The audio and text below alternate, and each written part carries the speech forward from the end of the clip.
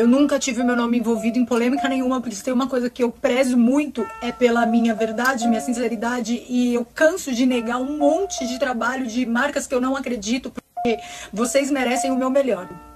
Eu não acredito em tratamento precoce dessa doença tão louca que tá espalhada por aí.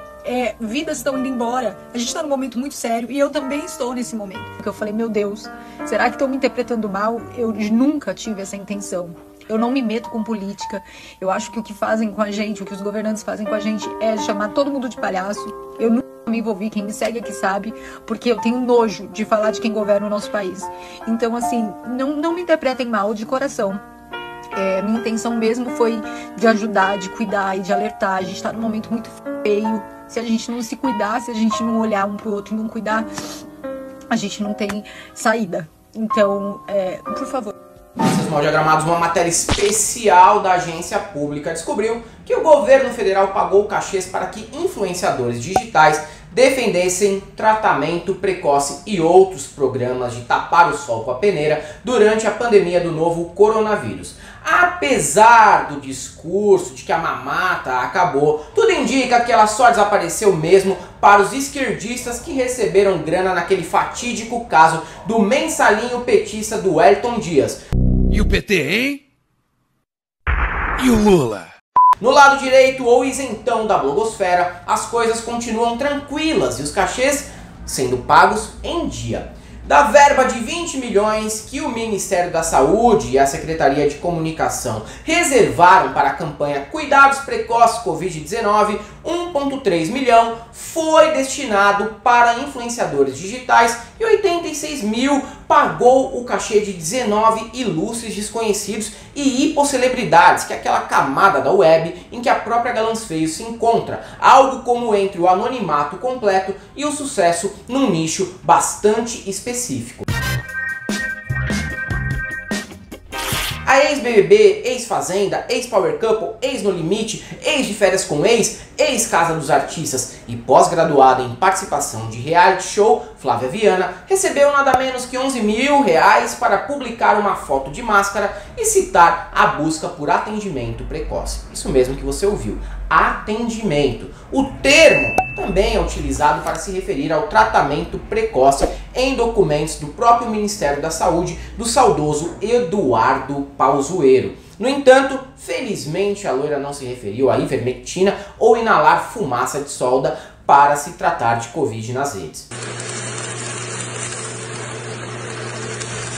O post foi feito em janeiro deste ano, justamente naquele momento em que Manaus sofria por falta de oxigênio na rede hospitalar. E aqui entra um detalhe importante. Um ofício enviado pelo Ministério da Saúde à Secretaria de Saúde de Manaus em 7 de janeiro, na semana em que os influenciadores faziam suas postagens no Instagram, previa uma visita de técnicos do Ministério para difundir e aprovar o tratamento precoce como forma de diminuir os internamentos e óbitos decorrentes da doença. O documento ressaltava a comprovação científica sobre o papel das medicações antivirais orientadas pelo Ministério da Saúde.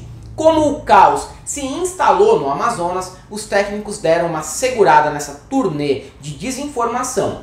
Mas os posts já estavam contratados para que a farsa fosse propagada nas redes. No roteiro da ação, obtido também pela agência pública através de um pedido via Lei de Acesso à Informação, a SECOM orientava a ex-BBB e também os influenciadores João Zolli, filho do cantor Cláudio Zolli, e ex-Fazenda Jéssica Tainara, que eu não faço ideia de quem seja, e Pam Puertas, que eu também não conheço, a fazer um post no feed e 6 stories no Instagram.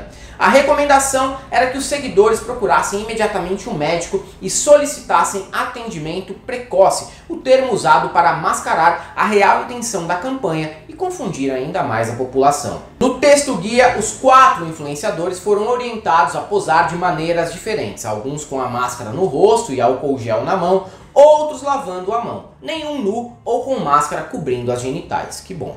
Mas não é de agora que o Ministério da Saúde aposta nesse tipo de abordagem para propagar seus projetos. O órgão tem financiado influenciadores digitais para campanhas relacionadas à Covid desde março do ano passado, quando o ministro ainda era Mandetta.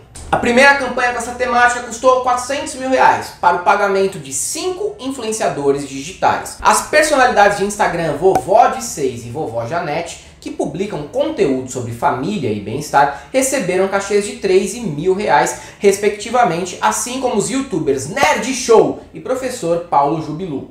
No briefing, os influenciadores foram orientados a falar sobre cuidados básicos, como lavar as mãos, uso de álcool gel e tossir nos cotovelos. Isolamento e distanciamento social não foram mencionados como estratégias de prevenção da doença, o que mostra um alinhamento das campanhas com o ideal bolsonarista de ser contrário ao lockdown.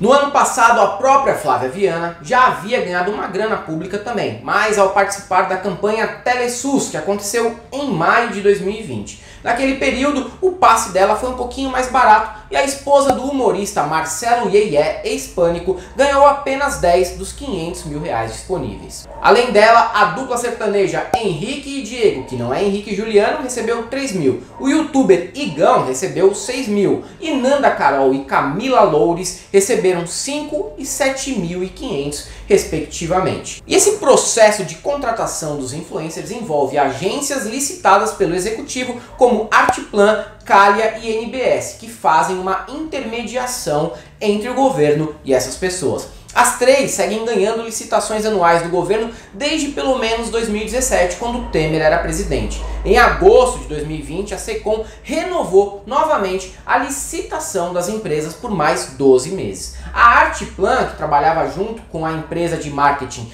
do antigo chefe da Secom, Fábio Wallgarten, recebeu o maior número de verbas publicitárias em 2019. Sob o comando de Wallgarten, essa agência recebeu da secretaria 70 milhões entre 12 de abril e 31 de dezembro de 2019, o que é 36% a mais do que o pago no mesmo período do ano anterior, que foi 51 milhões. E se a gente puxar os fios, as coisas ficam ainda mais claras. A Artplan, fundada em 1967, é de propriedade de Roberto Medina, ninguém menos que o criador do Rock in Rio. Apesar de ele já estar em governos brasileiros bem antes do atual excrementíssimo, é no mínimo hipócrita alguém cujo lema do festival musical é "Por um mundo melhor" estar vinculado tão intimamente com o presidente atual. Vinculado a ponto de ter dado dica de direção para as campanhas publicitárias sentimentais de 2018, em que o Jair fala da mulher e da fraquejada. Vocês lembram disso? Então, o Roberto nega que tenha dirigido as peças, mas diz que se encontrou sim com o humorista do Super Pop para orientar como aquilo deveria ser feito e como aquilo ficaria tocante quando fosse ao ar na TV. Tô ligado? A mensagem aqui é clara. Embora o peso da culpa recaia principalmente no governo, sempre desconfie quando você olhar umas celebridades isentonas por aí. Isso tem um objetivo: lucrar o máximo que puder em cada governo que entra. É isso aí, galera. Para quem gosta do nosso canal, nós temos nosso apoio, então seja membro. Também temos Pix e conta jurídica, caso você queira e possa fazer uma colaboração. Além do YouTube, estamos presentes ainda no Instagram, no Facebook e no Twitter. Sigam a gente lá. E para todos aqueles que acharam que a mamata tinha acabado, só tenho uma coisa para te dizer: não passarão.